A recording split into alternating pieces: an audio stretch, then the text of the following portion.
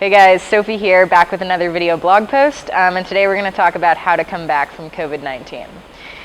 The title of this might be misleading. I'm not suggesting that we're in a post-coronavirus world or that we will be anytime soon.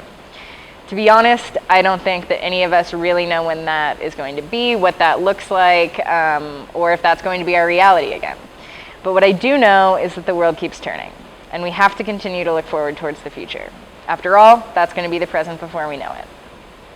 Lots of companies pulled back on the scale of their advertising following the outbreak of the coronavirus disease, understandably so. When so many were suffering and sacrificing, it felt wrong to push products to those, especially those struggling to make ends meet.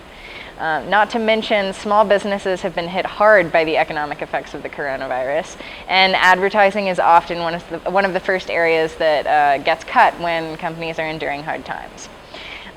What new advertisements and commercials we have seen come out of what will surely be called the coronavirus era, when we look back on this time, they've been somber, to say the least. While the public health crisis that we find ourselves in is undoubtedly serious and scary, I really don't know that I can stand to see any more shots of an empty Times Square or New Yorkers solemnly looking out their windows. Now that shelter-in-place orders are beginning to lift and businesses are preparing to reopen in certain areas of the country, advertisers have to shift their messaging again. So what does that look like? In a recent Budweiser commercial featuring all-star basketball players like Dwayne Wade and Chris Bosh, the beer company plays on the classic "What's Up" campaign from the late 90s with some tweaks that fit into today's social distancing guidelines. With no live sports and no IRL hangouts allowed right now, the party has definitely switched over to Zoom. When Candace Parker says, "Gave up on cooking, been surviving on snacks," it was all too relatable. It felt good to be able to laugh at the situation that we're literally all dealing with, and just to be able to see the humor in it. So how do you move forward if you're not one of the world's most lucrative beer brands? It's a legitimate question. How does a small business gear up for a reopened economy? We'll walk you through it. It's important to realize that nothing's going to go back to normal right away, whatever normal is. While businesses may be starting to open their doors, that doesn't necessarily mean that customers are going to be flocking to public places anytime soon. Now, it's a great time to explore new tactics.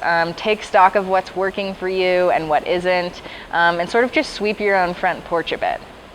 If this pandemic has taught us anything, it's really that it's impossible to be over-prepared. You should plan for today, tomorrow, and the unforeseeable future when it comes to your brand. You know, who's your target market? Who are your competitors? What are their strengths, their weaknesses? This is the perfect opportunity to take stock of exactly what tactics are working for you, what needs to be tweaked, and how exactly you can move forward as a brand, especially after all of this craziness subsides. If there was ever a time to capitalize on digital marketing strategies, now is that time. You want to stay connected with your customers via email, social media, etc. If you're open, tell them. Make sure to communicate what you're doing, to keep the health and safety of not only the people around you important, but with your own employees.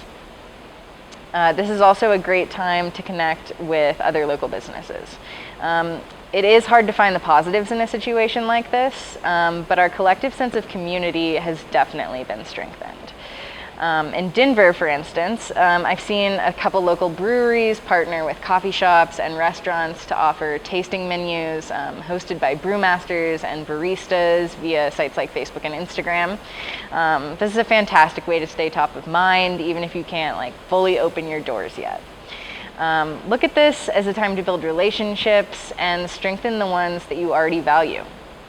The businesses that make it through these hard times and flourish in the after, whenever that comes, are going to be those that took the time to make a plan, shift their focus, and reward customer loyalty.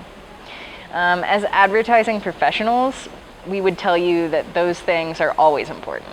But hey, sometimes it takes a bad situation to relearn a good lesson. Thanks, guys. Talk to you later.